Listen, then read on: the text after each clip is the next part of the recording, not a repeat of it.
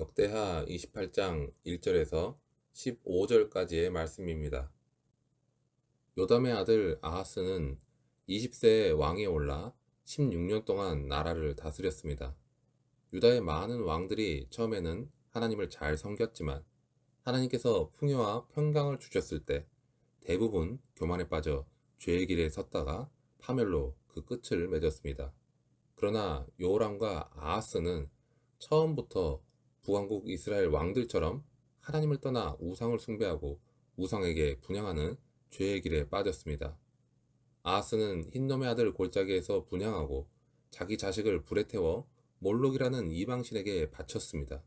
또 산당을 없애기는커녕 자신이 직접 산당에서 이방신에게 제사를 드렸습니다. 아하스는 어리석게도 믿음의 길을 버리고 타락한 이방 민족들처럼 하나님 앞에서 악하게 살았습니다. 그의 타락은 결국 하나님의 심판을 불러왔습니다. 잘못된 길을 가는 자녀를 오냐오냐 하면서 징계하지 않는 부모는 아마 거의 없을 겁니다. 자녀에 대한 부모의 사랑은 때때로 징계를 통해 나타나기도 합니다. 아하스는 하나님이 가증하게 여기시는 우상 숭배에 빠졌습니다.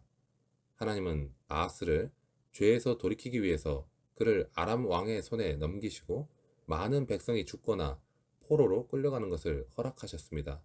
이 모든 것은 그가 죄에서 돌아서서 바른 삶을 살게 하기 위한 하나님의 사랑에 매였습니다.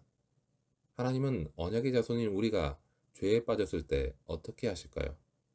우리도 아하스처럼 하나님께 징계를 받을 수 있습니다. 만약 갑자기 어려움이 생기고 뜻하지 않은 고통이 찾아온다면 그것이 죄 가운데 주저앉아 하나님을 멀리하는 나를 징계하시는 아버지의 손길은 아닌지 돌아봐야 합니다. 하나님은 우리를 사랑하시기 때문에 우리를 죄 가운데 그대로 두지 않으십니다. 우리가 죄에서 돌이켜서 다시금 거룩한 자리에 설 수 있도록 우리를 찾아오시고 우리의 삶에 간섭하십니다. 우리는 다윗과 같이 하나님이 우리를 살피시고 우리가 지은 죄가 무엇인지 알려달라고 기도해야 합니다. 징계는 다 받는 것이거늘 너에게 없으면 사생자요 신하들이 아니니라 라고 히브리서 12장 8절은 전하고 있습니다. 징계를 받는다는 것은 하나님이 우리를 자녀로 대우하신다는 증거입니다. 그렇기 때문에 우리는 징계를 받을 때 오히려 하나님을 더욱 신뢰해야 합니다.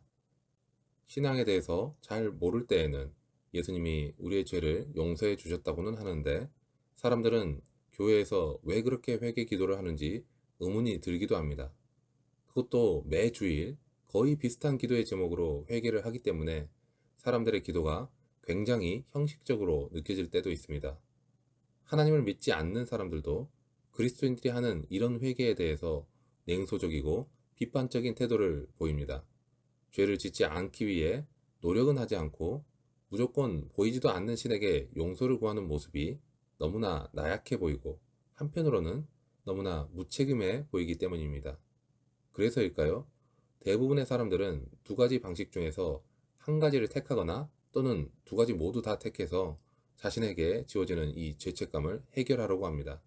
그 방법은 죄나 잘못을 쉽게 잊어버리거나 또는 죄나 잘못에 자신이 벗어나지 못하는 것을 인정하고 오히려 그것에 익숙해져 버림으로써 죄의식을 자신도 모르게 줄여나가는 것입니다. 그런데 이런 방법은 더 끔찍한 죄에 이르게 합니다. 죄는 마치 매듭을 지어야만 하는 신발끈과 같습니다. 신발의 끈이 풀어진 채로 달리게 되면 그 끈에 오히려 걸려서 넘어지게 됩니다. 죄는 묵인하고 넘어가거나 죄 자체를 부정하며 죄에 익숙해지는 방식으로는 전혀 해결이 되지 않습니다. 죄는 그 특성상 마치 굴러가면 불어나는 눈덩이처럼 반복될수록 불어나게 됩니다. 작은 불씨로 인해 큰 불로 번지기 전에 그 작은 불씨를 완전히 꺼야 하는 것처럼 온전하고 신속하게 죄의 불씨를 꺼야 하는 것입니다.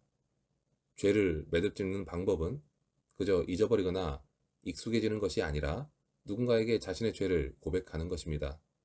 가슴이 너무나 아픈 이 죄의 고백은 회개로 나아가는 시작점이고 참된 자유와 행복의 시작점에 있습니다. 회개는 시작부터 유쾌하지 않고 우리의 마음에 내키지 않을 수도 있습니다. 왜냐하면 회개는 우리로 하여금 수치심과 좌절과 불안을 느끼게 하기 때문입니다. 하지만 이 모든 것은 하나님께 나아가기 위한 회개의 시작일 뿐입니다. 회개는 그런 감정을 느끼는 것으로 끝내지 않습니다.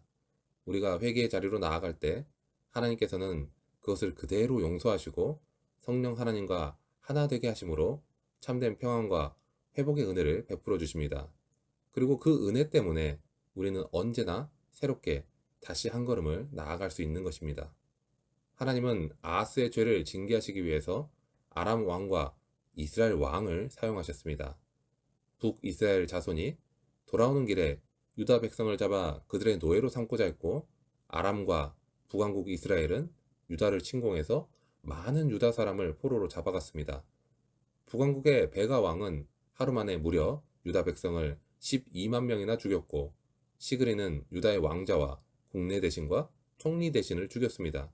이어서 이스라엘 군대는 유다 백성 20만 명을 포로로 잡았고 많은 재물을 노략해서 사마리아로 가져갔습니다.